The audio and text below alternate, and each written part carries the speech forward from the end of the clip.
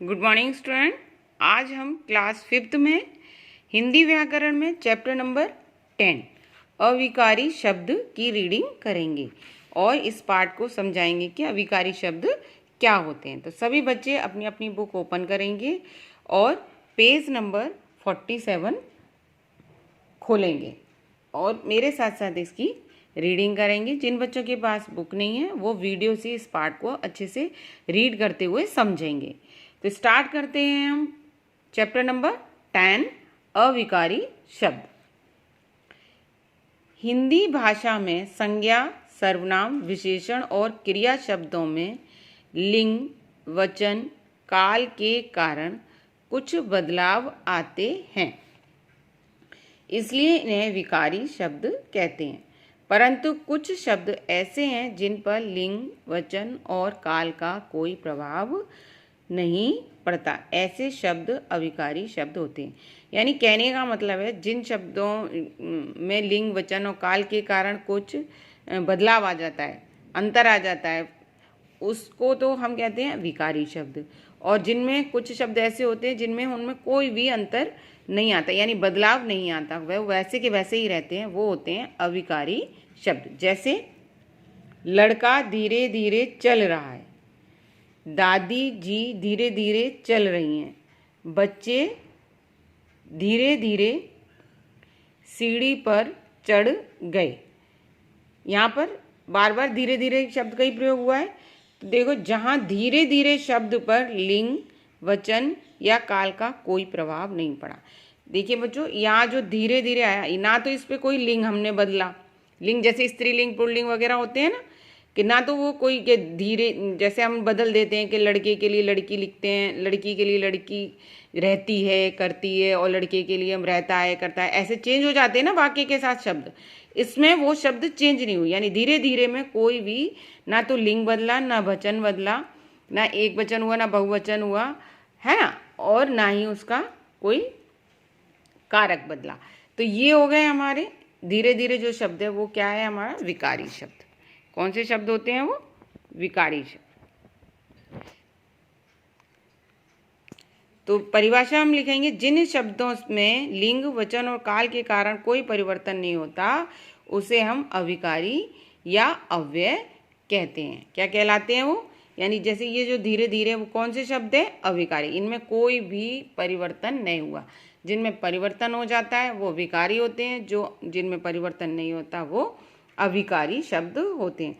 तो ये जो परिभाषा है आपको अपनी नोटबुक में राइट करनी है। जिन शब्दों से लिंग, वचन और काल के कारण कोई परिवर्तन नहीं होता वे अविकारी शब्द या अव्यय कहलाते हैं। यानी अविकारी शब्दों को अव्यय भी कहते हैं। अविकारी शब्द अब हम पढ़ेंगे। अविकारी शब्द क्या हैं और ये कितने हैं? अविकारी शब्द यानी अव्यय। नंबर 1 है क्रिया विशेषण, संबंध बोधक, समुच्चय बोधक और विस्मयादि बोधक। सबसे पहले हम पढ़ेंगे क्रिया विशेषण के बारे में। क्रिया विशेषण क्या है? परिभाषा देखिए इसकी। जो शब्द क्रिया की विशेषता बताते हैं उन्हें क्रिया विशेषण कहते हैं। जितनी भी आपकी ये बुक में परिभाषा है, इनको आपको अपनी नोटबुक में परिभाषा डालकर ही राइट करनी है। सभी बच्चे अपनी नोटबुक में इन परिभाषाओं को लिखेंगे भी और याद भी करेंगे। उदाहरण नंबर 1, वे आज बाहर गए। शीला जल्दी जल्दी खाती है। राम तेज तेज चलता है और महक खूब खेलती है। यानी इसमें क्रिया विशेषण बताई गई। क्रिया विशेषण क्या हुआ? आज। जल्दी जल्दी यानी कोई क्रिया हुई, क्या हुई? जल्दी जल्दी। ठीक है, और ये हो गया इसमें तेज तेज, तेज तेज, और इसमें हो गया खूब, महक खूब। यानी जो जहाँ पर क्रिया की विशेषता बताई जाती है कि बाहर गए, कैसे गए? आज गए। कैसे चले? तेज तेज चले। खाती कैसे? वो जल्दी जल्दी। खेलती कैसे है? खूब। खूब यानी अच्छा खेलती है। तो यहाँ पे क्रिया की विशेषता बताई गई, वो हो गई हमारी क्रिया विशेषण। नेक्स्ट आगे देखेंगे, विशेषता बताने के कारण ये रंगीन शब्द क्रिया विशेषण कहलाते हैं। जैसे मैंने अभी अभी आपको बताया, क्रिया की इन विशेषताओं को हम 4 श्रेणियों में बांट सकते हैं। किसमें? कालवाचक, रीतिवाचक, स्थानवाचक और परिमाणवाचक। कालवाचक क्या है? जिसमें हम जिन वाक्यों में हम जैसे आज, कल, परसों, अभी, सदा,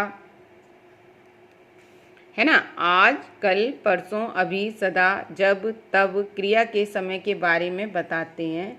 जैसे बस अभी, अभी आई कह देते ना, अभी अभी आई हूँ, या अभी आ रही हूँ, या कल आऊँगी, परसों मुझे वहाँ जाना है। तो जो इनकी बारे में हमें बताते हैं उसको हम कहते हैं कालवाचक। क्या कहते हैं? कालवाचक। उसके बाद है स्थानवाचक। क्या है? स्थानवाचक। सेकंड, ऊपर नीचे, यानी यदि स्थानवाचक ऊपर नीचे, अंदर बाहर, इधर उधर, दूर पास, दाएं बाएं आदि शब्द क्रिया के होने का स्थान बताते हैं। जैसे बच्चे बाहर खेल रहे हैं, मतलब क्या कर रहे हैं? वो क्रिया कर रहे हैं। कौन सी क्रिया? खेलने की। लेकिन कहाँ कर रहे हैं? बाहर। तो वो हो गया स्थान, कि अंदर खेल रहे हैं, बाहर खेल रहे हैं, ऊपर खेल रहे हैं या नीचे खेल रहे हैं। जहाँ पर जगह के बारे में बताया जाए वो होता है स्थानवाचक। फिर है हमारा नंबर 3 रीतिवाचक। धीरे धीरे, तेज, शांतिपूर्वक, ध्यान से, रोते रोते, दौड़कर आदि शब्द क्रिया के होने का ढंग या रीति बताते हैं। जैसे घोड़ा तेज दौड़ रहा है। कैसे दौड़ रहा है? तेज। यानी रीतिवाचक कौन से होते हैं? जिसमें हमें किसी के कार्य के करने के तरीके का मालूम पड़ता है। जैसे धीरे धीरे दौड़ रहा है, तेज दौड़ रहा है, कोई रो रहा है, कैसे रो रहा है, या चल रहा है, दौड़ रहा है, ये होते हैं हमारे रीतिवाचक। फिर है परिमाणवाचक। ज़्यादा, कम, काफ़ी, खूब, बहुत, लगभग, इतना, उतना आदि शब्दों में क्रिया की मात्रा का बोध होता है, उसे हम परिमाणवाचक कहते हैं। जिसमें मतलब नाप तोल हो कि ये इतना है, कम है, ज़्यादा है, बहुत ज़्यादा है, थोड़ा है, तो वहाँ होते हैं परिमाणवाचक। जैसे मीता बहुत पढ़ती है। क्या है? बहुत।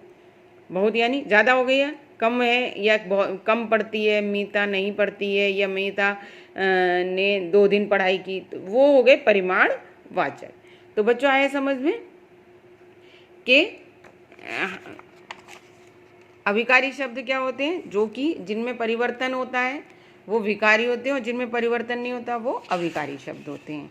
अविकारी शब्द के 4 भेद होते हैं: क्रिया विशेषण, संबंधवाचक और विस्मयादि बोधक। अब उसमें भी क्रिया विशेषण